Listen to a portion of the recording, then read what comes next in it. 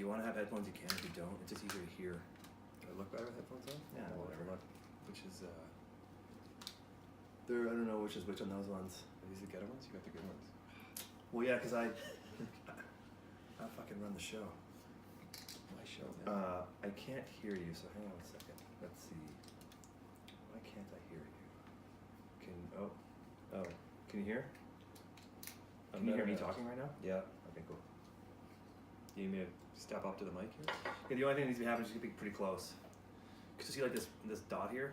No, I don't see the dot. Okay. Yeah. So if you go like boo and it goes yellow and whatever around it, that's like so it just it's fine if you like raise your voice or get excited with something, you can do whatever, it'll just pick it up. It's just I'm saying if you're too far back, Yeah.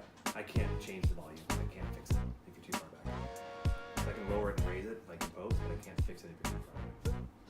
Okay. So within like I try to at least like this, like one hand apart. Minimum, I would say. It's a good rule. I usually just you can like Rule of hand. yeah. Anyway, I think we're recording. Yeah. Right. So you do 3 claps Yeah. so that you can sync the audio to the video. Do you want me to clap now? No. Okay. Oh, you can if you want to.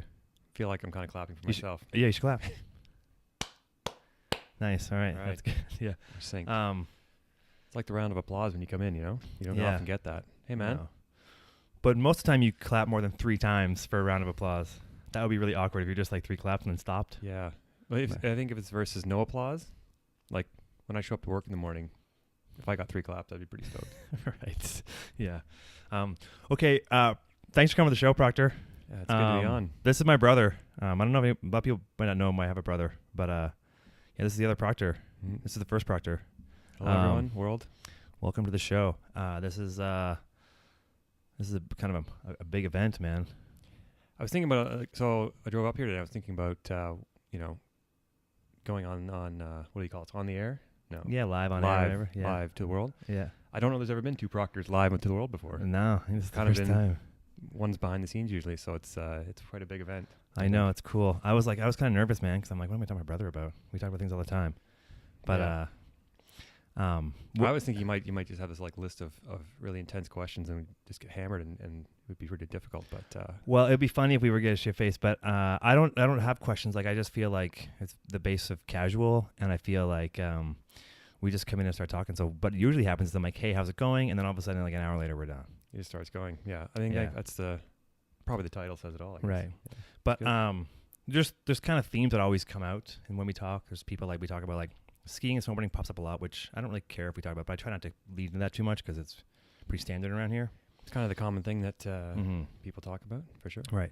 But then we just get into we get into like people's opinions on stuff and like what makes you, what frustrates you, and like what, or what makes you happy, whatever. But yeah, there's really no agenda. Because if I did have an agenda, I think it would just we'd be looking at questions trying to figure out like what I'm going to ask next. Right. Then I'm not thinking about it. Right. So anyway, have you ever been on camera before ever?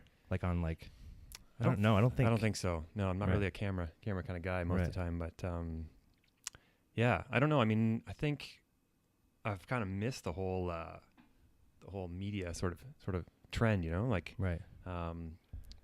yeah, no, I don't think so. But do you even care? Like, I know you're on social media, but you don't post a lot. Like you post now and again. Do you look at it a lot? No, yeah, I think I'm one of those guys. So I was never really into it, because I'm one of those guys. I don't know if whatever you want to generations and stuff, but I'm pre-social media. Yeah, for sure. I'm current social media, Yeah. and I think maybe I'm going to post. You know what I mean? Like Right. I'm not really. I have an Instagram account and stuff, and Facebook account and stuff, and I like to look at cool stuff that's Right. going by. Yeah. But I'm not posting much because I got into this thing where people will be like, "Hey man, here's my excellent eggs and bacon this morning. Bam, take a picture and put it up." Right? And I was like, I don't care about that. I don't Yeah. care about your cat. I don't Yeah. care. I mean, I'm happy that people enjoy their cats and stuff, but I'm not into it. And Right. so I'm doing more. I think it's more like I was big into magazines, right? Like Right. when I was younger, I would, like anybody, I'm the classic story. Kid in Ontario wants to go up and go shred big mountains and do all this cool stuff and everything. And I would get like Trans World Skateboard magazine. And I know this has been hashed out a million times, Sure, especially yeah. where we are. Anyway, so that, you get it, and you get this like, skateboard to be a snowboard picture. I'm like, oh man, awesome snowboard picture. I cut it out, put it on the wall, right? Yeah. So I kind of feel like for me now, Instagram, stuff like that, that's what it is for me. Like I see somebody, I got a couple of you follow some of the old guys that post like old photos, right? I like, Bud Fawcett. Yeah. And I remember the name from the photos in the old like Trans World snowboard magazines and skateboard magazines and stuff. I'm like, oh yeah, those are really good. And so like I said, I would cut that out, put it on the wall, and I would just look at it, Yeah. And so that's what it is for me now. So I follow guys like that. He'll post up the old stuff, and I really get stoked on that. Right.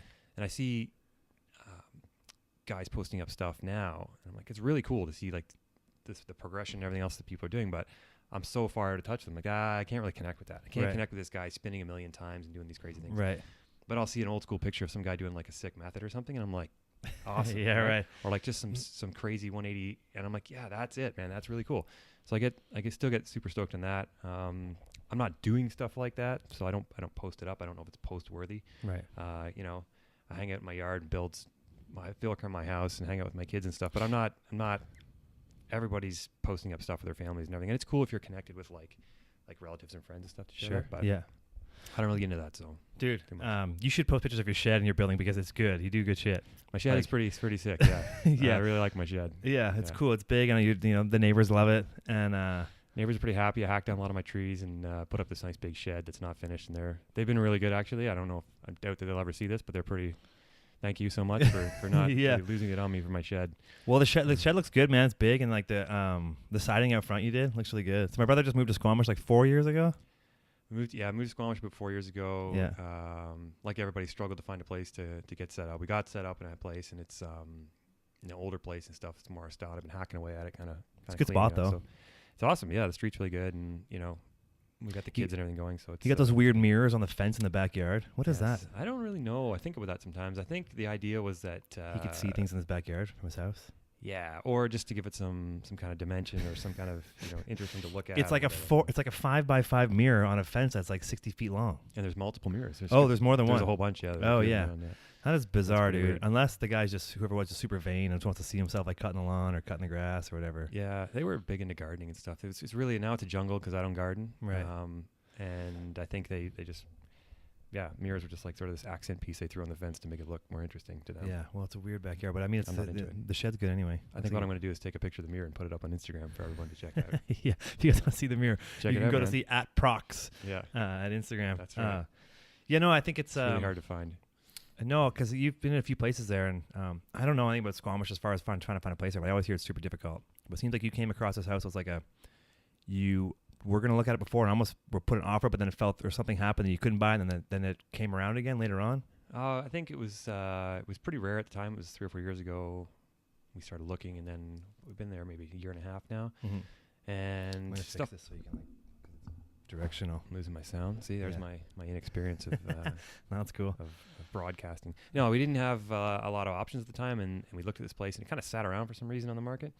And I don't know if it just worked out for whatever reason, but we looked at it, we stepped away from it, went back to it, and we're like, okay, let's try it out. And right.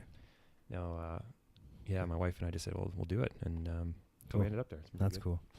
Cool. So I want to touch on how we both kind of came out here.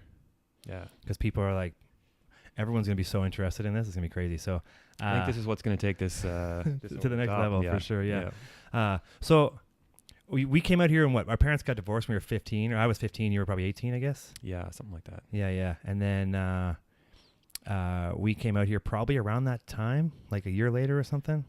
Yeah, we did a vacation out here, and of course, from Ontario. Going back to the magazine days, and this was the place, right? You wanted to everybody who was skiing, snowboarding, whatever. Yeah. I don't know what that was. Early 90s or something.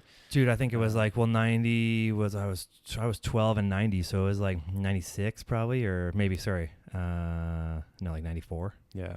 I'll go with that. Yeah. You wanted to come out to Whistler and hang out, and I don't think the scene was fully developed yet. I think it was probably the roundhouse was still round. It was still going. Yeah, so you wanted to come out and check it out, and so I think we were here for a couple weeks, and it was pretty awesome.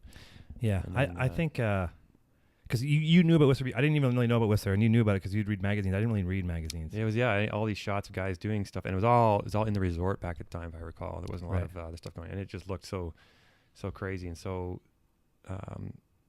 much like the scope was so much bigger than what we had ever seen kind of growing up in our part of the world that we wanted to check it out. Yeah, so it was like, we're going, all right, let's go.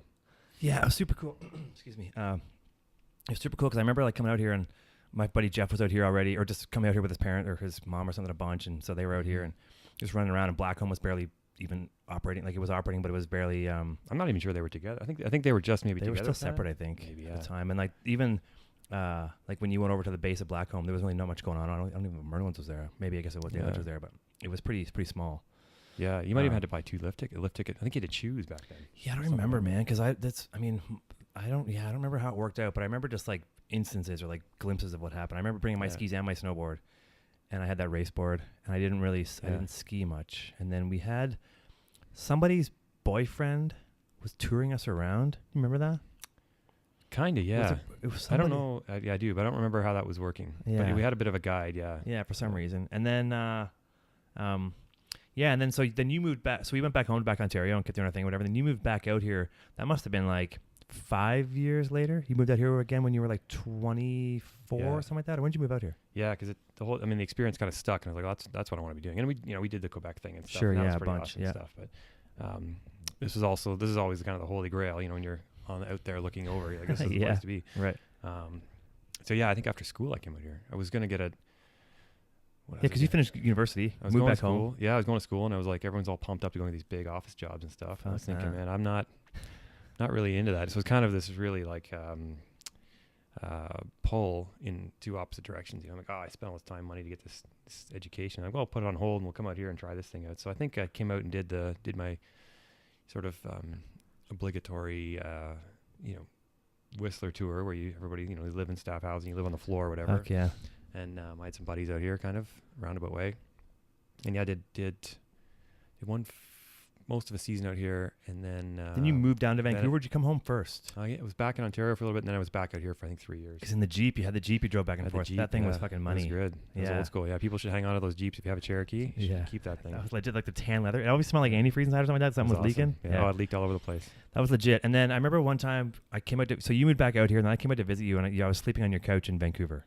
And you're working for like Mackenzie Financial at the time, I guess, right? Yeah. So I ended up kind of splitting it. I was trying to do this thing on the weekends and stuff, and then I was doing the corporate thing, office thing during the week, and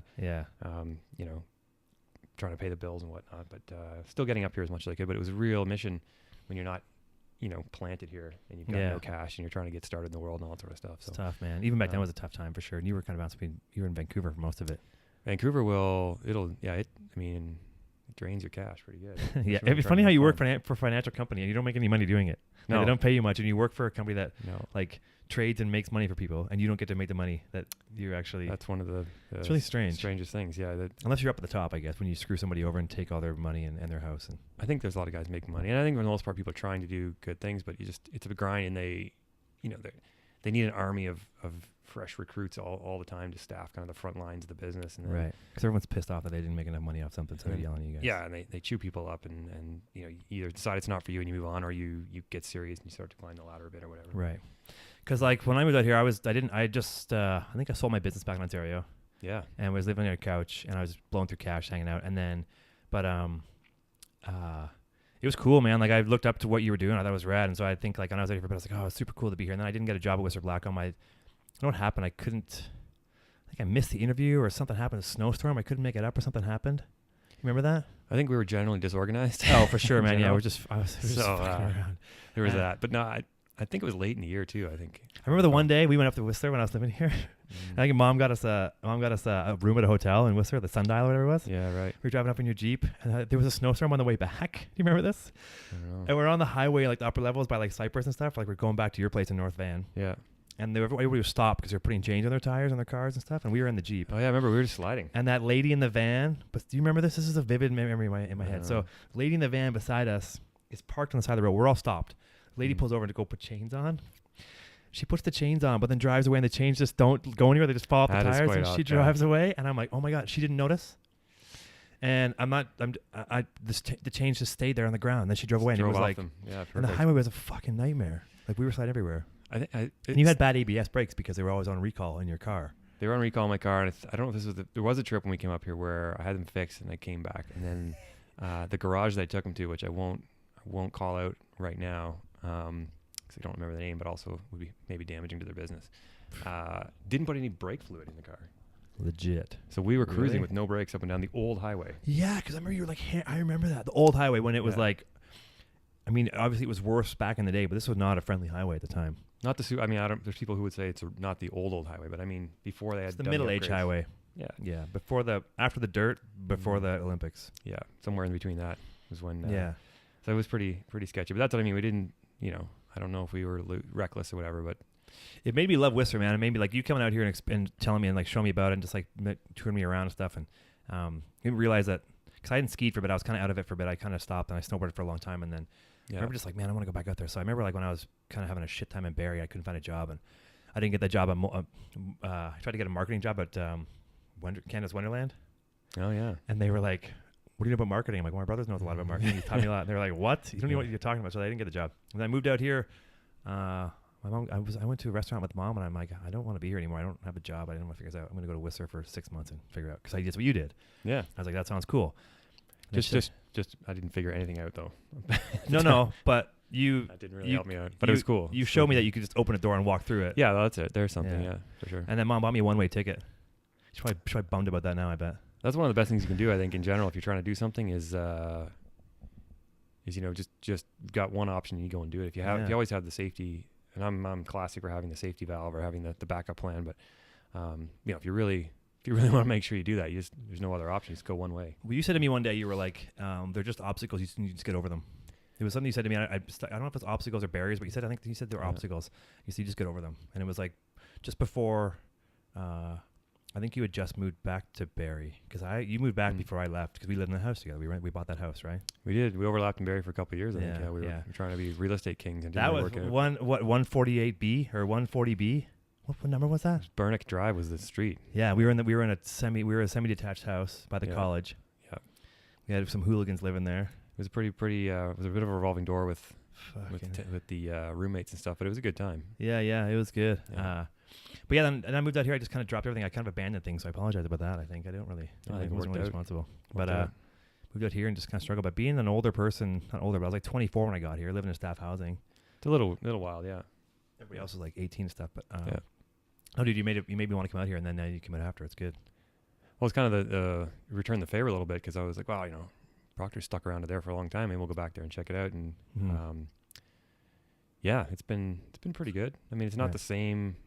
It's never as good as you remember, I think, in the beginning. 30 years, 20 years later, man, But it's different, and it's there's still really good stuff happening. So yeah, you got 2 kids now, so you teach them. You want to keep them in like the outdoors and get them like experiencing more about like the West Coast than Ontario. I think it's a cultural thing that when you look at your kids, mine are still pretty young, 6 and 1. But you kind of want them doing stuff. And I think when I was younger, you didn't have a lot of, we weren't sitting on the couch cranking out, scores on video games and stuff. We just didn't have it, right? Yeah. And so, and we lived near a forest. We lived in the forest. We had a baseball diamond. We had we'd go skating on the streets. We had big bikes and stuff. And we were doing stuff. I see the whole Sea to Sky kind of corner as the next level thing. Kids can get into some really good stuff. You can take it too far too. I think you see people who really, really push their kids to maybe do something that they wish they were doing or something. But I see parents like that. And Whistler's not bad for it, good or bad, whatever. You see it a lot for sure. Like parents who are like, and it's probably, they don't realize they're doing it, but like living through their kid and trying to force them to be like the best at whatever. And the kid probably likes it. You never know. I don't know. I'm not going to judge anybody, but I feel like there's probably people who are pushing their kids in certain directions. But you got to give them something to start with, and they can pick their own way, I would guess. Like I don't have a kid, but. No, I think most people just want their kids to be happy, and you try to give them a lot of experiences. Hopefully they gravitate to something, or they're just into lots of stuff, and you just try to keep them going. And really, you get to choose where your kid lives for the first 18 years. So if you want to live somewhere, you just tell them to go there. Yeah, you try to make it as good for them as you can. I don't know. But my brother's kids are awesome. Josie and Johnny, they're rad. Yeah, they're pretty cool. Trashing the house right now. Yeah, while that's I'm cool. gone. They're on their own. Yeah, They're taking care of the place. Yeah, they're taking care of the place. Yeah, we're building forts.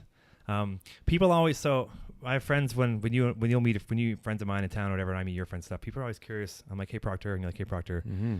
People are always like, what? That's one of the most bizarre things that people think about when they talk to us or they hear us together. I think that's pretty true. Because Yeah. they say we sound the same. I think we don't sound the same anymore. We used to a lot, like our voice. Yeah. Well, you know what? This is a good test because people will be able to Who's listen talking? to us Yeah, a lot. guess who's for talking. now. Listen to the audio version. Guess who's talking. But if We should. That's our next. There's going to be next show. There'll be a contest, and you'll have to guess who's talking. who's There'll be talking, a huge yeah. prize for the. sounds winner. like it sounds like a Tom Selleck movie, or Look Who's Talking. Oh no, that's not Tom Selleck. Look Who's Talking. Who's that? Oh, Travolta. Yeah, one of his better movies. You should check that out. He's not even in it. He's just talking as a kid. Well, because Proctor and Proctor came out because our friends became we started to combine kind of friends as we got older. And I was Little Yeah. Proctor for a long time. He used to drive me up the fucking wall. Yeah, I was an LP. That was a little unfair because in reality, Yeah. I think you're actually a little bit bigger now. Well, it doesn't matter. physically. I was younger, and your friends were like Little Proctor, which my friends didn't call me Little Proctor because they were like I No. was just Proctor. So it was hard to determine who was Proctor when friends, like mostly when we moved into that house together, and our friends, Yeah. like you had friends move in, and I had friends move in, like we had each had a Right. couple buddies living there, Mm-hmm. and people were like, hey Proctor, because I don't Yeah, know. It feels weird to call you Kent. I feel like when I call you Kent, I'm like, like. it's pretty serious. Yeah, Sounds like I have to yell at that's you. taking it up a level. Yeah. Yeah, I don't know. When you refer, when I refer to you to my friends, I say my brother, or if they know who you are, I'll say Proctor. Yeah. I don't say my big brother, but I would assume you say my little brother. I don't care. I think when you refer to me, like you don't call me Ryan, do you? To your friends? No, I think I say think my I brother. Yeah, I think I use my brother. Well, probably because we only there Who is has- no other brother. Right. Excuse me. There is no other brother. There is no other brother. So it's not like I have to say my little brother, my big brother, my middle brother. You know, kind of goes without saying. Right. But I don't spend a lot of time thinking about this. But since it's on your list of non-questions, I think it had a lot to do with separate high schools. To be honest. Right. We went to separate high schools. Yeah. I mean, I Yeah. didn't forget that, but I just didn't think to bring it up because you were quite what's the word you looked for? Or I'm looking for when you win a lot, when you have a lot of medals, decorated. Like Yes. you were a swimmer. Yeah. And I tried to be a swimmer and I cried for the first 3 hours in the pool. My dad pulled me out, so you're not swimming anymore. That happened to me with hockey. You tried to play hockey? I tried. Oh, no shit. They I wouldn't let went- me play hockey. I went into power skating because I wanted to play. Because all the kids were playing hockey, and I was the swimming kid, and it was really, really sort of awkward. You know, as a young kid, you're not doing the same thing as everybody else, but you don't have to, Right. obviously. But that you know. your high school was right beside. Oh, but you didn't do that till in your public school. You were a swimmer, and it was weird for people. Yeah, well, the hockey thing. So Elementary school. I wanted to do the hockey thing, and they got me signed up for like a power skating course or something, and they'd skip the learn to skate program for some reason. Kind of missed that part. So I jump power skating right away. onto the thing. Well, I think there weren't a lot of options, I guess. You know, I This is think- probably like 85 or something like yeah, that. and Barrie it's a huge hockey town. It cranks out Yeah, NHL yeah. players and stuff like Colts. crazy. So go Colts, man. Starting fights at every high school they go to. That's right. Yeah, all the girls wanted to be with the Colts. All the guys wanted to be. You're gonna use a Colts, different B. You're gonna use a different B word.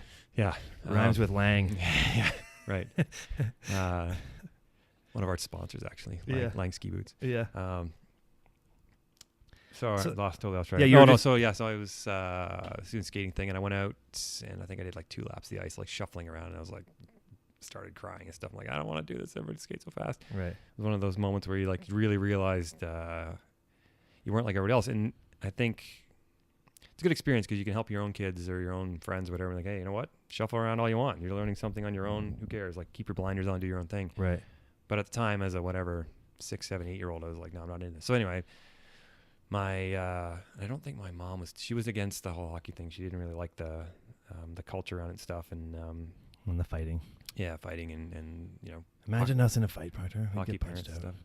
Yeah, I think together we would be pretty big force. But Yeah. I think against Instinct each would other. kick, and we know where Yeah. what our strengths are. Yeah. Yeah. Any brothers out there who want to take us on? Just Don't say that, man. Oh, There's probably sorry. there's a couple twins in town I heard about. right. I'm just joking. So yeah, we're definitely not fighters.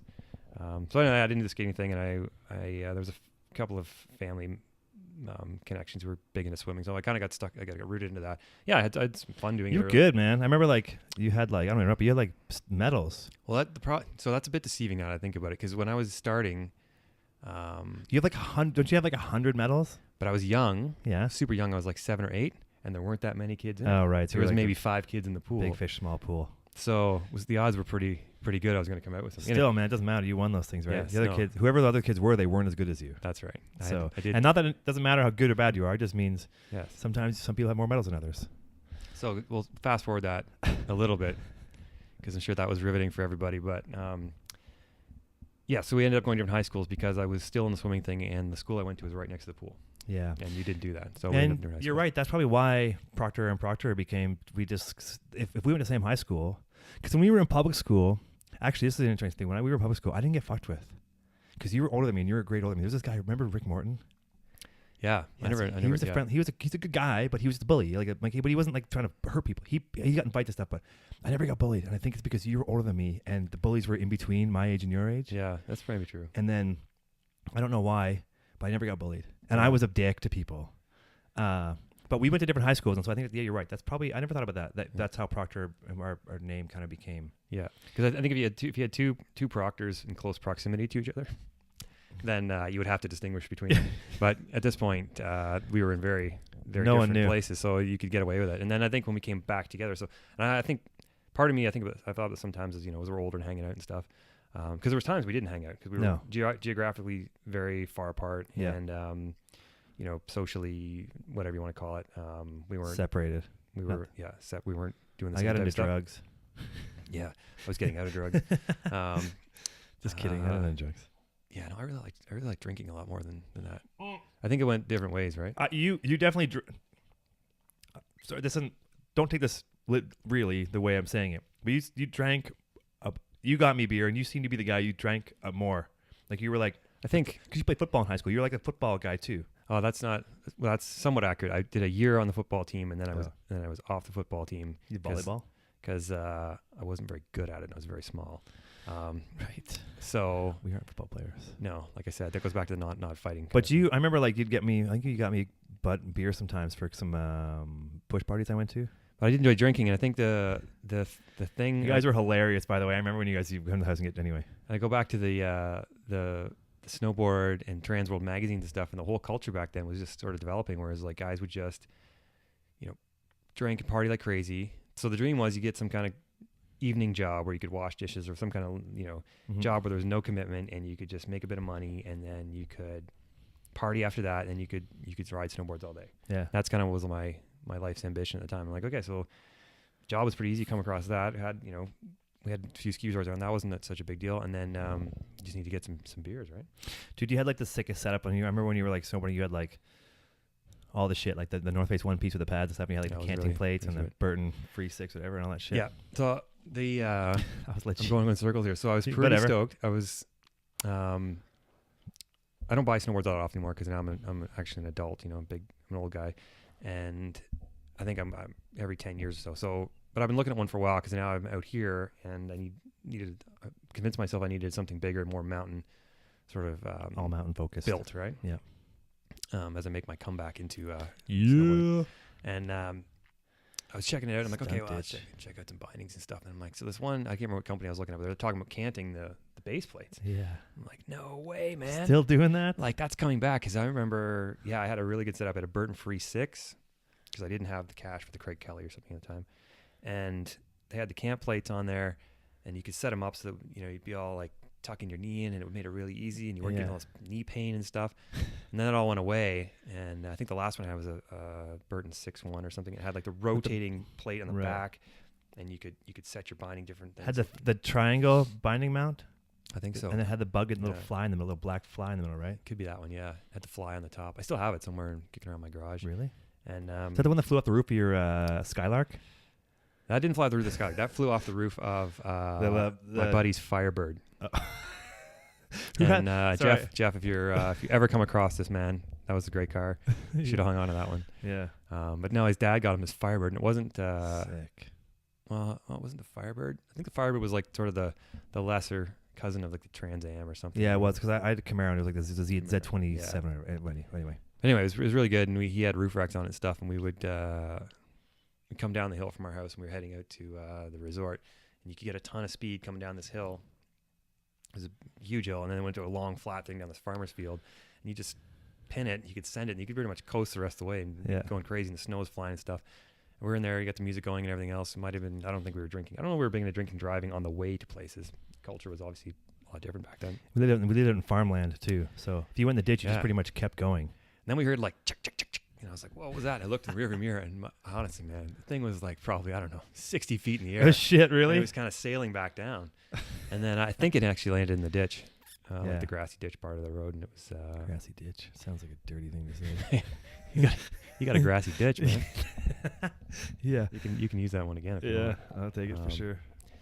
But yeah, then the Burton was really good. I'll give him that. You tell them what happened for real and they gave you a new one? You know what? So there was that, but then at the end of the season, I was gonna try to get a warranty thing going anyway, because all the connection points were loosening and pulling through. Yeah, like all the whatever you call them, they're not the rat nuts, or whatever those things were.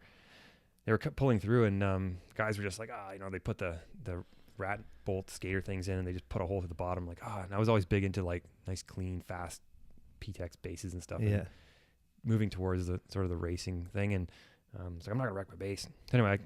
Somehow I got a hold of the Burton guys. Look, this is what's going on. They were like, okay, well, I think I sent it back to them and they replaced it. I guess back then they didn't know what warranties were. They didn't know what was going to break. They were just building stuff. Like, we don't know what's going to go on with these things. And maybe at some point in the idea of building these things, with the skis. No, and people would just beat on them, right? There wasn't a lot of. Well, people would cut the tails and tips off to make it like super wide stands, like Ken Lehman and those guys, and like. Because they didn't have twins back then. It was all directional stuff. Yeah, I remember your Jeff or Jason Hubbard. When he had the giant one, because he was like 9 feet tall. He's a big guy, yeah. And he had to like T-bolt his binding like a foot and a half forward because he couldn't get his legs apart or something like that on the board. Yeah, because the styles were changing, and the approach was changing, and the equipment, at least in our part of the world, hadn't really caught up with it. It's become a super skate for a while. Like even when the half pipes were getting more involved and stuff. And then when Snow Alley, our hometown, put that little was it a Volkswagen they put at the bottom of the half pipe for a couple of years there? We put some kind of car at the bottom of the half pipe. I think it was painted like a car. It was like some kind of fun boxy type thing. Yeah. Okay. Right. Yeah. Anyway, people used to ride around that. It was pretty good. But yeah, I think that's like that got me. That's when I got into snowboarding too. You kind of got me into it for a bit. I think a lot of people skiing just kind of got. That was early. Kind of got, old because there wasn't a lot to do. You just do the same. Skiing I used to race. Skiing was kind of lame. Other than like when you'd see skiers like getting kicked out of the half pipe, like Morrison. Who's the guy? The instructor. Well, it was funny because for a while you couldn't snowboard on certain hills or even certain resorts. Like there's resorts that wouldn't let you do it, and then it kind of went the other way where they built a snowboard kind of specific zone. They wouldn't let skiers into it, trying to keep everybody separate. Yeah, and people talk about it now. Even old time people give guys I ski with and stuff or ride with, like, I ski and I snowboard. And that's all gone away for the most part. But there's still a little of that. Sometimes you get that, you get your back up a bit. You're like, what do you mean, man? It was time when It's funny. I think it's a funny thing to talk about. Like, I still kind of shit on the whole relationship between the two because I think it's funny. I know it's old and it's kind of beat on. It doesn't really exist much anymore. But there are aspects that are still around. But I think, dude, snowboarding taught me how to be a better skier. Well, I think now it goes back and forth. They talk about it. What did I watch? So I got into this. I think Transworld Snowboarding is putting out this little series called Rewind, and they did a whole thing on the progression, or Salt Lake City, right? Yeah, okay. I guess it was kind of like a major scene kind of in the U.S., maybe comparable to what was going on Whistler, or different timing, I don't know. But like tons of progressive riding and music, culture, the whole thing was being kind of developed there, and they do a few different generations of that, which is pretty good. And then I watched, went on this binge, I watched Why We Ride, I think. It probably came out a while ago, the snowboard kind of documentary and the history and everything. Yeah. And they talk a bit about that. I mean, I think they mention a little bit about how skiing, snowboarding goes back and forth, and even now, like, okay, so now there's people taking influence from skateboarding, and then surfing takes it from snowboarding, and it just goes around and around. I think everyone takes from everybody now. I think everyone just sees something cool and they try and do it in their sport. You're just trying to have fun, right? I think that's what it comes down to. So that's all it should come down to. It's too bad that it was like that, but it had to be because there was no other way. I mean, it didn't have to be that way, but it was that way, and it made the sports what they are. It made snowboarding as like the integrity. I find like when we talk about snowboarding and skiing, and I don't really talk about it much on this. I try not to, but when you talk about like snowboarding, it's the same thing as skateboarding. I feel like where they're like, it's about the trick. It's not. It's about like what's happening in the moment, like the trick and the grab and everything else. Mm-hmm. The beautifulness of the photo and the way the photo set up is one thing, but snowboarders and skaters and stuff still look at what's happening in as far as the trick goes, what the trick is, what the grab is. Yeah. Skiing and stuff, it's just a bit more of like an all-encompassing idea of what the picture is in photos and stuff. Mm. But I really feel like in snowboarding, there still hangs true to that idea of like the purity of skateboarding, where it's like it's about the little nuances of the tricks that make them cool. Yeah, I think there's a whole approach to it, whether you're a technical type Right. person or whether you're a style type person. Right. That's probably the most. That's probably the bigger thing in both sports now is tech and style. I think that's where the line's going. Because there's guys who spin forever. They kind of look weird doing it. And there's guys who don't spin forever, but they look amazing doing it. See, I think if you can, and I have really no clout or anything to comment other than my own personal opinion and my own personal enjoyment for seeing stuff. Right. If you can do super technical stuff, that's great. If it looks weird to me, I'm like, I don't even know what happened there. Right. Yeah. But if you can pull something that's really looks good to me, I'm like, that's cool. I saw, I think I was on Instagram. Oh yeah. I was on my Instagrammer. Yeah. And bad Instagrammer. Yeah, the Seb Toots guy. I mean, he was. I think it was maybe I don't know. I'm gonna get this wrong. He's a Red Bull guy or Transworld somewhere. Somebody was documenting the guy anyway. Little hit somewhere in his maybe home park or something. The craziest like smooth method. They had a slow mo kind of thing, and he's on like this weird shaped snowboard where it's got the swallowtail and the big nose and stuff. It looks kind of retro, and it was just like the way he came across the camera and stuff. And I'm like, I don't really think about that sort of stuff, but I'm like, yeah, that was good, and then I kind of move on. But I see a guy. It's too complicated. Do some, in the Olympic half pipe thing, we're doing some crazy technical spin, getting tons of points. Like, that's a little bit lost on me. It's lost on you, but it's the ability to do it's incredible. I don't no way I take away the athleticism or the amount of effort and time that goes into doing any of that stuff. Right. Because I can't do it. I don't never really aspire to do that. But right. I don't know. Yeah. And same thing. I mean, so as I moved along in life, got more into surfing and stuff, and that's a huge style sport, I think. And maybe it's more distinct in that you watch guys who don't compete, or anybody, women, men who don't compete, and just sort of make a career of just being surfing good places and good style and whatever, and stuff looks really good. Do you think it's called? So when you think of like free ride skiing, snowboarding, and you think of free ride mountain biking, you think of competition stuff. Mm-hmm. It's not called free ride surfing. It's just called like surfing. It's free surfing, yeah. Yeah, is it? Yeah, I guess so. Yeah, I guess free surf. Yeah, free surfing. Yeah. I think I think the competition and the structure and the for anything really, and I struggle with this, my own kids a little bit. How do you get somebody into this mode where they wanna progress and measure and get better? Because if you're gonna try to do some crazy, man turn on a surfboard, lack of a better word, or some big, huck on skis or snowboarding or something, you don't just go and do it. You have to want to get better and progress. So you're starting off small and going bigger. And I mean, bikes the same thing. Yeah. But you gotta have that sort of mental approach, and I think competition really sets the program for kids mentally and maybe physically to progress and learn and grow and try to get better. So I don't know about staying in competition too long, because maybe you can get a little more mechanical. You're playing to the criteria of the sport, like judging or speed or whatever it's going to be. Yeah. But then you go beyond that. You get freed from that, and you go out and try and do some cool stuff. And you see some people who've gone beyond competition. They're really doing good stuff. But the competitive base is, up to whatever age is, I think it's pretty healthy. I think so too. I think it's good to have a bit of that. But I don't know you don't have to progress just to have fun, But it's personal, I guess. But like the competition side of things, like I think it's like the idea of like everybody having to win, or everybody getting this like a trophy or something, everybody saying like participation award and stuff, that kind of stuff. Like when we were younger, you'd get those, but you still knew you lost. If you got a participation award, like you get the badge and be like first place, second place, you get the one where it's like participation. I feel like those don't pressure, like the pressure of trying to perform, I think is important in some respect without abusing it. So like the competition side of things is good for people, and to lose once in a while is good. I think losing's awesome. I think failing is a big thing. But being told that and it's also good to be told no matter how hard you try your hardest, it still counts. But like I feel like everybody getting the same, like trying to keep all these kids like they all get the same, like you got a participation award. You don't want anybody to feel like they're better or less or worse or less. And I think we don't want that, but I feel like that's what creates geniuses, people in the world that push the boundaries of things. Like, you go through hardship, you go through struggle, you learn to either get through it. And if you're that strong, you might do something later in life that changes life. So I think like the competition side's good.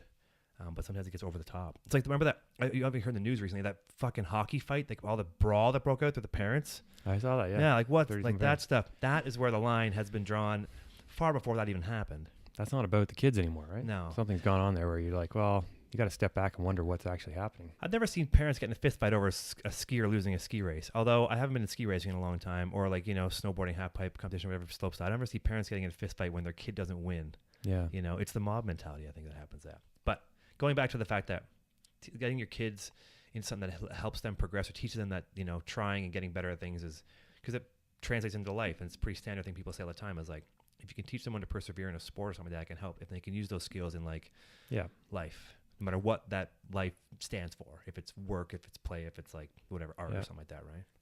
Well, I think it's somewhere along the line, going through life, kids and adults, whatever, it's difficult. You need to understand, failure's going to happen, right? You're not going to be great at everything.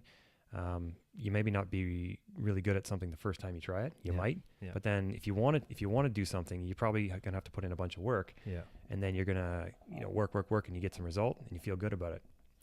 And that's probably, that's the benefit of some kind of activity or sport where you're constantly, working at it, learning at it, winning, losing, being successful, failing, all that kind of stuff. Right. I think you set that pattern kind of early with people, and then as a lifestyle, it's hugely beneficial, Yeah.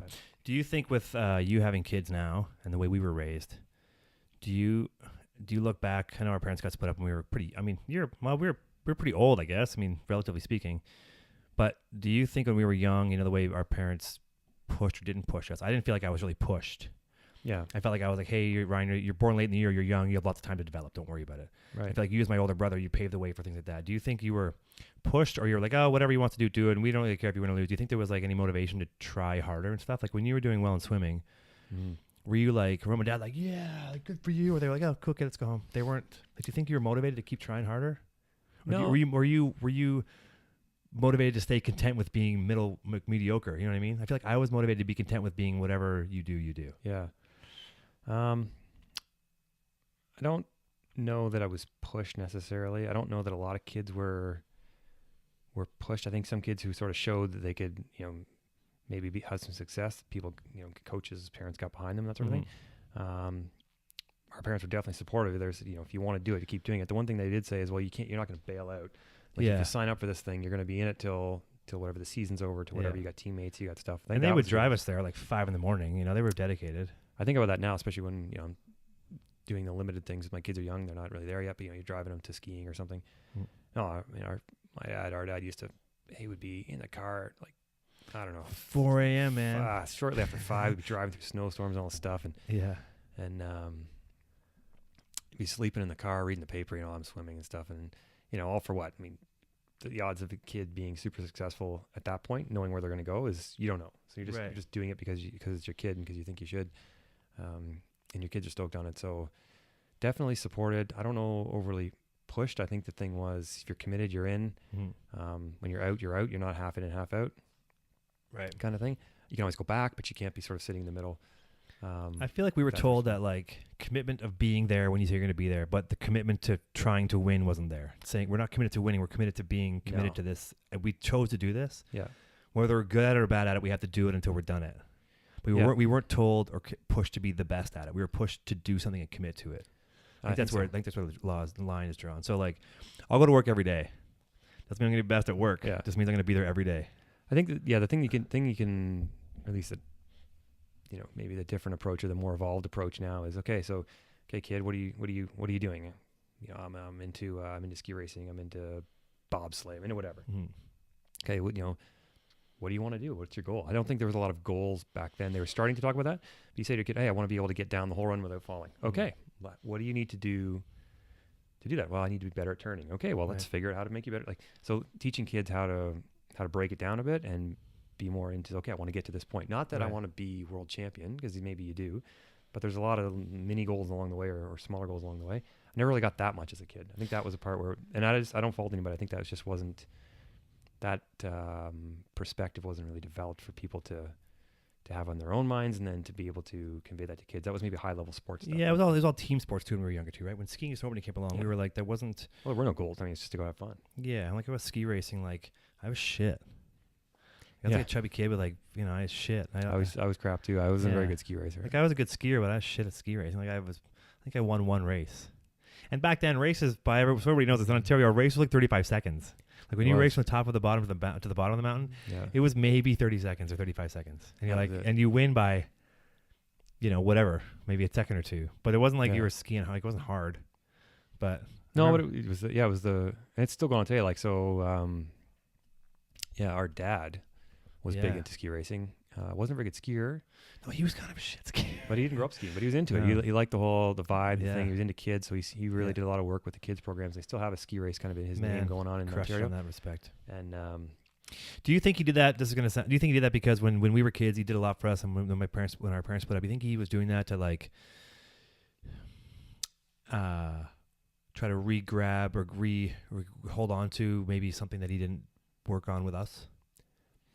I don't know. I mean, there was definitely some challenging stuff going on with that on the personal side, but I think he always got a lot of enjoyment out of his career was in teaching. He's a teacher, so yeah, for sure, yeah. So he was, and he was a hockey guy before that. Coaching, reffing hockey. So he's always into developing kids in sport and stuff.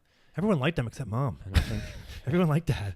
Like, I'm not trying to be. I'm trying to be funny, but no, that's, I mean, cut you off. But everyone liked dad except yeah, he's well regarded and still has a good. his legacy lived on for sure. And Yeah. And I think he's just into helping kids. And to be honest, skiing's pretty cool. You're out there, you're outside all the time. It's a pretty cool vibe.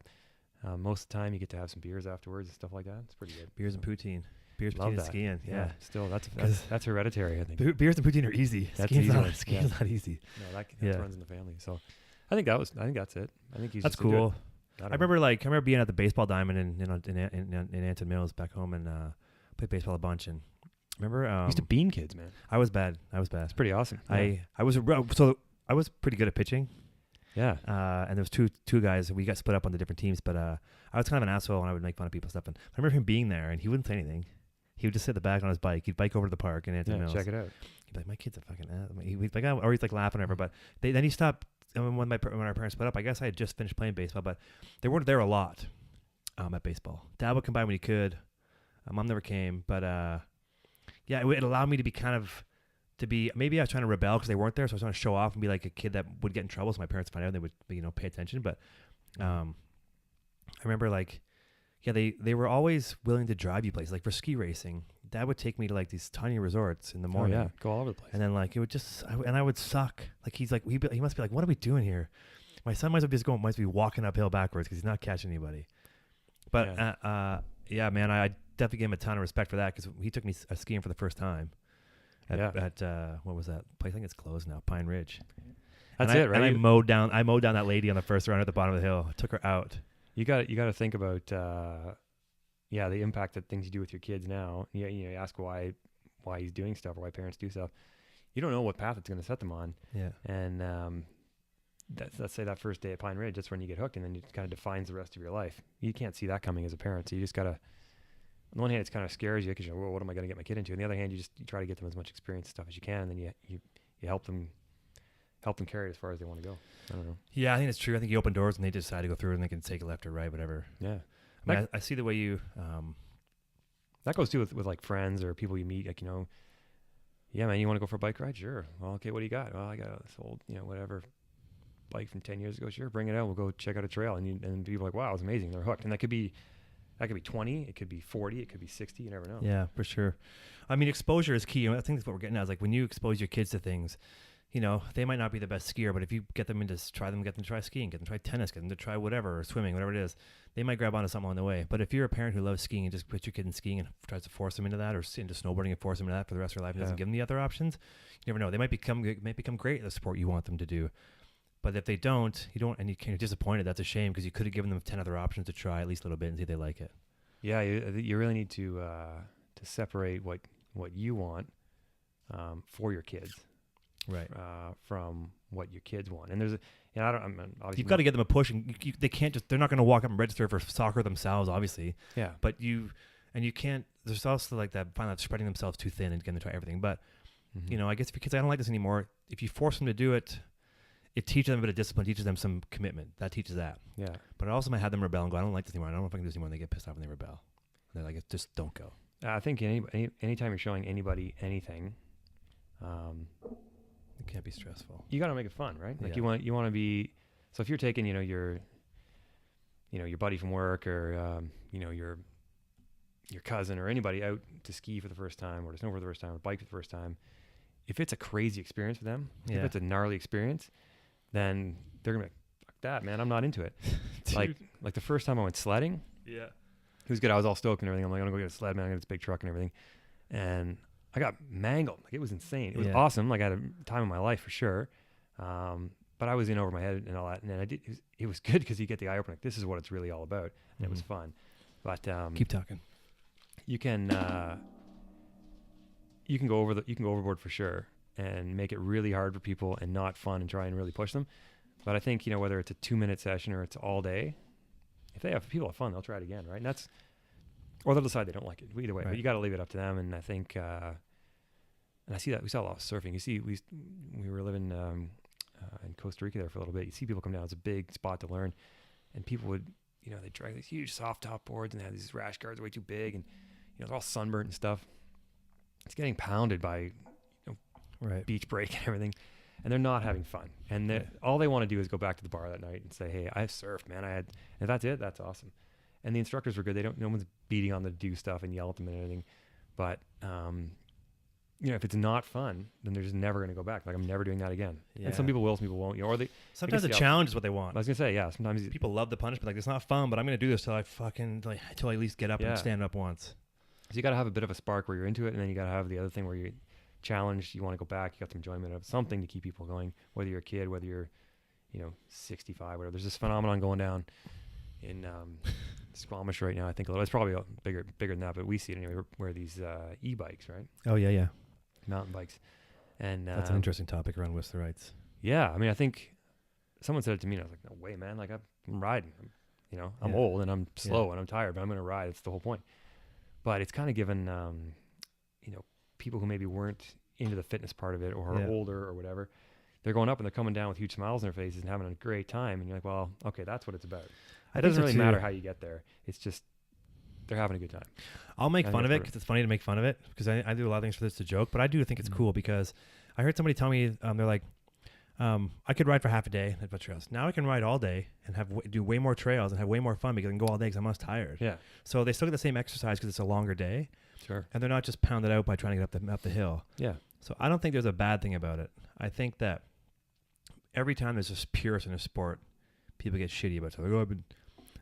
I get that way too sometimes about skiing and stuff, but like the purists in sports sometimes hang on to that history. They don't want it to change. That's because hard. it's gone past them.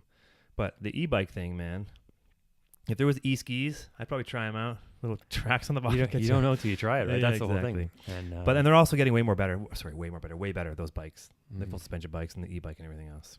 oh yeah, the guys around us are they're older guys, but you can't even really tell what they're riding. It's like, and they start pedaling off and they're gone. Yeah. Dude, the first time you took me mountain biking out here, Oh, mountain biking here. Yeah, it's well, pretty. it wasn't they Whistler, got- but it was on they the got North it. Shore. You had that VPS one, Mm-hmm. and you borrowed Raj's bike. What do you have? What do you have? Rocky Mountain? Something like Giant or something. that? Yeah, that VPS one looks like a Crazy. fucking. I don't know what it looks like now, but that was to me that was an experience. It scared the shit out of me, most of it. Yeah. And this is like, when was that? That was like maybe 99, 98. Probably 2002 or. Oh yeah, I guess so. Yeah, because it was after I moved out here. Yeah, so Yeah. 2002. I mountain biked a bit in Ontario, but I didn't do any downhill. And it was back then. That was pretty early on in the development of the North Shore. Not early on, but what I knew was fairly early on. Yeah. And some of those stunts were. I didn't go anywhere near them. It was crazy. It's pretty crazy. Yeah. But the idea of it seemed so cool to me. I was like, man, you can be here doing these things, and like, I sucked at it. The reward was horrible. But just the idea of what was happening out there, like mechanical versus nature. When you weren't really ruining nature, you are because you're building trails. But like, dude, it was really cool. And by pushing up in the snow and boring like all that stinky gear and stuff, like it was hacky, but it was fucking awesome. It was pretty. Yeah. I mean, it was pretty. It was different. It's so far evolved now, and it's one of those things where you said like, you get somebody involved in a sport, and I was 20, and I had never done it before, like the downhill stuff. So it's like, and I spawned me into, I smashed my face 15 years later, but got me into mountain biking enough that's like I loved it. It's great. Yeah. But I think that's where like I had fun, and you weren't like giver. Obviously. No, you gotta have fun. First time I came out, I had a Schwinn something. Is that the one that got stolen off the back of your car once? Yeah, And you had to get it replaced. Pretty bad back then. But it had like 2 inches of elastomer travel in the front. It had clip pedals. It was like full on. That was legit back then. Bar ends and stuff. And I'm like, okay. Onza bar ends that we had? I don't know what the brand was, but they were amazing either way. Yeah. And I rode up with these guys, and we're going uphill, and they had these big bikes, and some guys wearing work boots and like hockey gear and stuff. I'm like, this is ridiculous. So I do my pedaling thing all the way up top, and I'm waiting for them. They're like, all right, man, yeah, you killed it. Go first. I'm like, all right. I drop in. I had no clue, zero clue what was going on. Everything is like straight down. It's covered in snow. I'm all over the place. Like I'm smashing myself, my little cross country helmet and my fingerless gloves and stuff.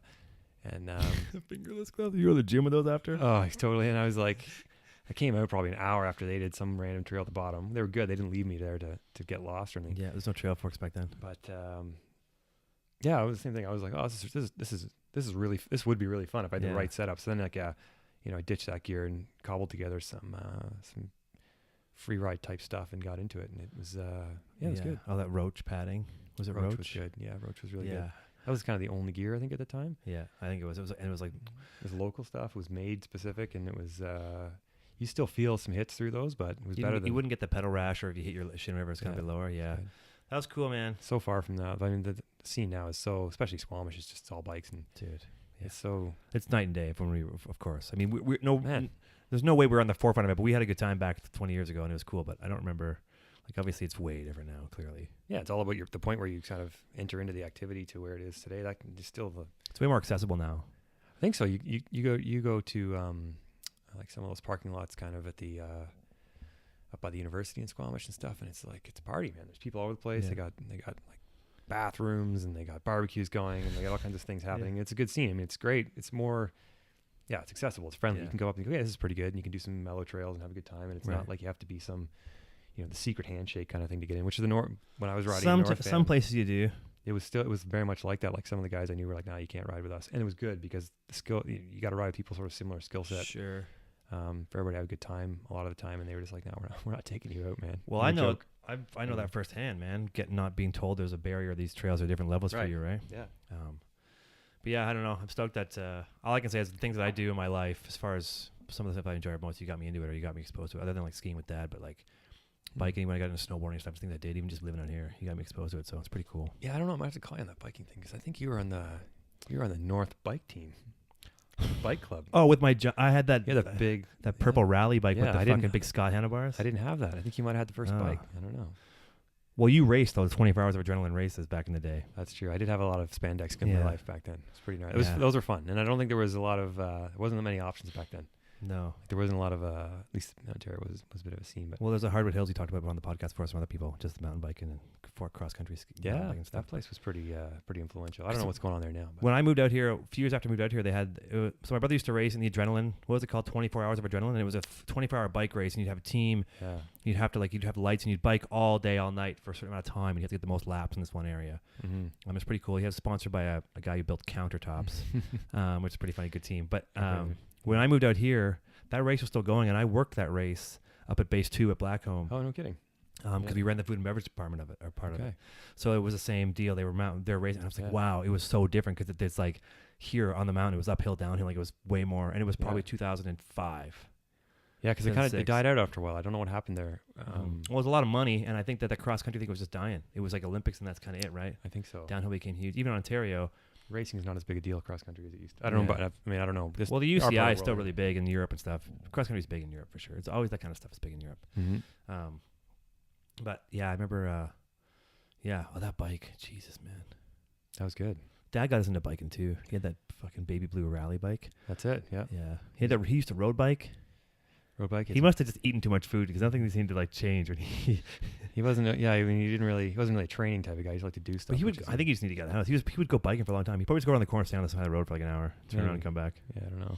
But I remember his bike was cool. That got us into mountain biking. Yep. Yeah. Remember that little dirt bike that you guys bought at the Yeah. Little Indian. It was pretty good. I think I've seen those. I've seen similar stuff around. Maybe back to your social media comment every now and then. Something like that pops up, and I think back to that. That was pretty sweet. Mr. Andrews would fix it for us because it would just blow apart all the time. Yeah. That was cool, man. 'Cause I remember when you guys came home with that thing, and it was like just beater. The engine was separated. It had no suspension. It was just a little frame. It was like 2 feet off the ground, like 2 feet high. Mm-hmm. Had nothing. The handlebars only turned like 8 degrees because they hit the frame. Yep. Pull start. No gears. Twist throttle, 1 speed. And the brake would clamp around the chain. Yep. That was insane. And then the It was fucking no safety guard on it, nothing like that. zero. And Had- like wear a helmet. I'm like, why? So Yeah. I don't know what the helmet. but then we was had for. the forest on the street just to blow out like bah, and everyone thought it was the coolest shit because we were like the only ones that had this little thing. You paid $50 for it. I remember this. You paid $50 for it. Yeah. And you had to get it fixed by Mr. Andrews down the street. I bet $50 is probably a lot of money back then. It's probably like spending a couple $100 on something now. For sure It it didn't is. work when you got it, which was pretty crazy. And, Elmvale Flea Market, right? Or was it Elmvale Flea Market? No, it was the Burles Creek or the something? car show. You know, the Oh. automotive flea market. Still going strong in Oro Medante. I think it is. Really? Yeah. I'm Well, pretty sure. still a bunch of old guys a building huge old event. cars. Yeah, it's a huge for event. Sure. That thing was legit. I It remember was good. you rode it for a bunch, and we then I think you kind of got over to. I don't know what happened, but I took it over for a bit and worked on it. I think you painted it green, or did I paint it green? Painted green. I really remember. I was really into putting chrome polish on the fender. Yeah, chrome, that was chrome sick. front fender is Front. pretty awesome. Little fat tires. Yeah, and the exhaust would burn the seat out every now and then. The back Holy end. shit! Yeah, your It leg gets- gets gets pretty super hot. hot. It'd Yeah, get really hot back there. Yeah. the brakes wouldn't work and slow down, or you'd hit the brake and it would stay like wah. It would stay Yeah. revved because the Yeah. throttle would stick. I remember when I think got it's pretty good. when I got it fixed. It kind of went dormant for a while. I got it fixed, and then I took it out for a ride one day, and I was like pinning it down the side of the road, and it was like wham, pop, and it exploded, and the drivetrain busted out the side of the engine, like blew out a hole in it. It's amazing you still have your legs. To be honest, after Yeah, because that was the last of it. I remember throwing that thing in the dump when we moved into Barrie. Is that what happened to it? Went to the dump? Yeah. Yeah. So by the time we moved into Barrie, that thing had been in the garage in pieces Yeah. until I was like 16. Well, I think last time I fixed it, I was around 16 because I had a car at the same time too, and last time it worked. Right. Because you can buy those things now. I think you look at the Little Indian or something. Well, you it's can buy called. them brand new. Brand new. Yeah. And I've been tempted. I'm like, God, that'd be really Dude, cool. sick. Except I would ride it about 4 times and then never ride it again. And how nice was Mr. Andrews to fix that little bike first of all? He was like this guy lived down the street from us I think in he a got small paid. town. I think he had like a little business. He didn't pay me after a while. I stopped paying him for a while because Oh, yeah? when you first got it built, Okay. he had a business for sure. He was a small mechanic. He was built- an engine guy. He Yeah. built he rebuilt lawnmowers in his garage for a living. part-time thing or whatever. Yeah. And his house was really strange. Did you ever go to his house? Never went to his house. It was really strange. It was like he was like the only guy there, and there was like barely any furniture. He had a daughter or something. It was a weird Yeah, he had setup. some good kids. His kids are kind of cool. Went and to school with us and stuff, but he was a bit of a weird guy. I think maybe he was So the first, nice. first guy that I know that the marriage didn't stick. Yeah. Stick. So That's what made him an outcast, I believe, because no one was getting divorced back back then. then it was a weird thing. Yeah. And he lived in a house. The curtains were always closed, and he fixed little small engines. Yeah. I mean, But I would go by. We hung 21. out. That guy was rad to me. He like fixed the bike. He's like, I can do this for you. He taught me how. And I went back. He's like, I can't fix this one for you, kid. It's gone. Yeah. Yeah, there's pieces in the bushes that flew out. So Yeah. yeah. You shot the pistons into the Yeah. forest, man. You're done. That guy was rad, man, for sure. Yeah. No, I remember that, and then But that's a good point. That's the biggest thing I think that we need to address with the kids that we are now both responsible for. You have a bit of responsibility, by the way. Yeah, for sure. Passing that over to you. yeah, totally. Teach them how to do stuff and teach them the willingness to tear it apart and figure it out. Because I think we grew up where Yeah. people were like, okay, man, this doesn't work. Take it to somebody, give them the money, which is good. But it's even better if you can be like, okay, I know how this is supposed to go back together. I'm willing to tear it apart. You can get it over your head for sure, and you don't have the time to do it, but the willingness to rip it apart and just check it out and try to Mhm. fix it yourself, and then take the mess to somebody. Hey, man, I tried. I got it screwed up. I think is a step forward as opposed to just, oh man, I can't fix it. I was like, well, I'll do my own. That's why I do my own brakes, right? Like Stuff some of like my car stuff. Yeah, Yeah, yeah, for sure. stuff like that. I mean, I got into that because the cool thing was that Mr. Andrews would let me sit there and help him fix the bike. So I Yeah, learned how to right. figure that out. Right. Or like going with Dad somewhere, we try to fix the engine or build something. He'd always have the woodworking stuff in the garage. We'd build Yeah. a bench. We'd build something like that. I don't think people do that anymore. Remember when he built us stilts? Those are pretty killer stilts. I think Josie wants some stilts. So I Dude. gotta go back, dig that design out, and fix it up. That design is old school. It's probably better designs bulletproof. there. But Yeah, the that's good. stilts, man, they were so hard to walk on. Yeah, it was a You bit, tuck them under your arm, but the real reckless. way to do it was by your hand. And you didn't have the hand strength. it was a bit reckless. Yeah, for sure. Yeah. I remember. I think one of the things that taught me a lot was working at the restaurant we both worked at for like 30 years of our lives. I think you got to get your kids, get people, people who you want to understand working, hard working. You need to get people into that situation. Just be like, hey, you got to work. You just got to, Yeah. you got to work, and it's not gonna be fun work all the time. It's gonna be gnarly work, and you're gonna have to make it fun. But you're gonna feel good about it when it's done, and you're gonna get paid. Yeah. And then, someday you'll have a different job or different way to take care of yourself, and you won't have to do this, or maybe not, but at least you'll appreciate it. Like our parents would drive us to this place called Weber's in Ontario. We worked in downtown. It was like a famous burger place. I worked there for like 12 years, but they would drive us there. Literally worked there for 12 years, from 12 to 24. Yeah, 2 years off. Probably A little bit less, but you there before me. It was a long you paid time. the way. It was a long time there. My brother paid the way for a lot of stuff that I do. That's probably why I'm getting in trouble all the time. But we worked at this restaurant forever, both of us, and it taught me. And they were great people. Like, I think we were lucky that they were good people that we worked for. We Yeah, didn't have it was a fucking good. It was dickhead good. for a boss. They were good to their staff. Everyone was awesome. Yeah. But I watched dishes for 4 years, man, and I fucking hated it. I was more of a dick to them because I didn't get the big picture. And I think they were like, this guy doesn't get the big picture, so we're just going to let him keep doing it. Yeah. But, you look back on it now as having gone through some more experiences and stuff, and you think, wow, I could have been better at that. It could have been worse, but You could have been worse for sure. Like, you could have been I could have kept that paper route I had till I was 25 and never gone anywhere. yeah. Nothing against paper routes, because I don't think they exist anymore, but I don't know if they do. That's a good one too, though, get kids working. I painted boats for my first job. I think I was Really? late.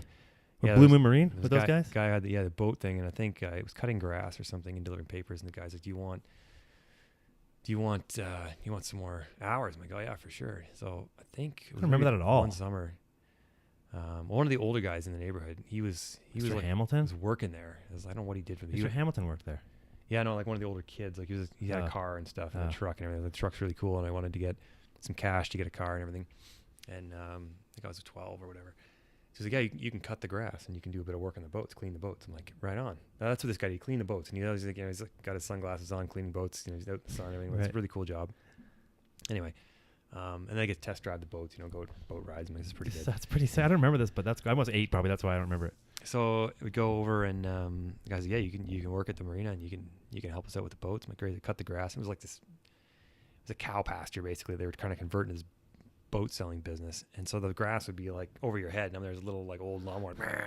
You can't even see above the lawnmower. Yeah, hacking through the grass. That would take like a week, and then grass is done. I go over to this guy's house, ride my bike over, and I'm like, okay, he was like, come and see me when you want to get paid.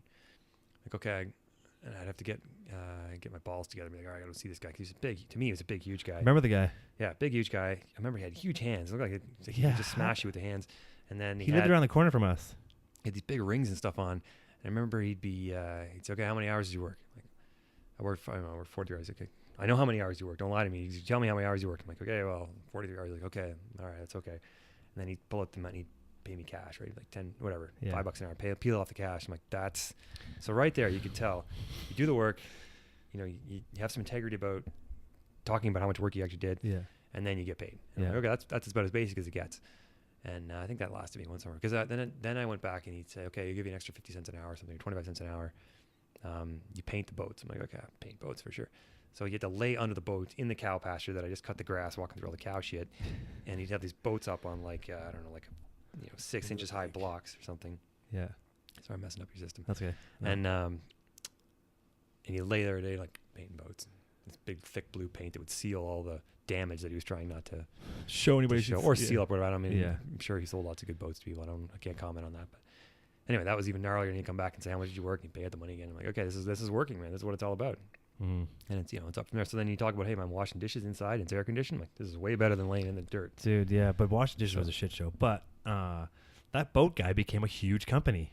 That thing was fucking massive. The boats were good, yeah. I think he had some good boats in there. Now he's got that whole corner by the highway of our old house. Like, it's a massive boat place. Yeah, I think they did all right. He was fine. I remember going there because we'd have to get our boats. Remember when the tonneau cover of our boat ripped apart during that tornado or something like that? We had to get it fixed, and the dad went to that guy and got it fixed. Dad was in what the fuck was that guy's name? I don't remember, but I human. remember the guy. He looked pretty big. His head was in the trees when he'd walk by. It seemed that way. He was so big. And I think he wore some boots too to help out the tall. Plus, you were 12 and I was like 8, so he seemed like a giant human. And Dad wasn't tall. The world looks a lot different when you're young. When you're 12 yeah, for sure, man. So these guys are big.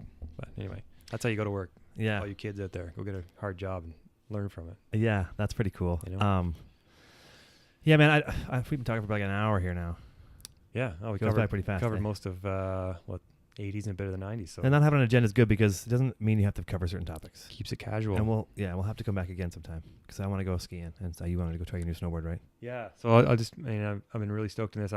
Speaking of kids, and we're stretching the thing out a little That's bit. okay. Keep going. But yeah, I was stoked on, like, you know, some people get new stuff all the time, and I haven't got a new snowboard in a long time. And I remember being a kid and searching it out to go to Gates and Boards, you know, and I was looking at this thing. It was on the Hogtown. rack forever.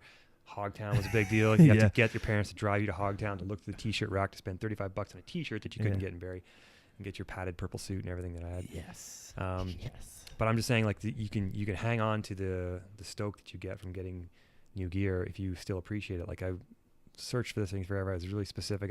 You and I cruised around the village looking for this thing, and then I ordered it in the mail, and it was coming, and it was like, all You're right. talking about a snowboard, by the way. You haven't mentioned that yet. Yes, actually, yeah. I'm not talking about lots of things you can order in the mail Yeah, these days, yeah.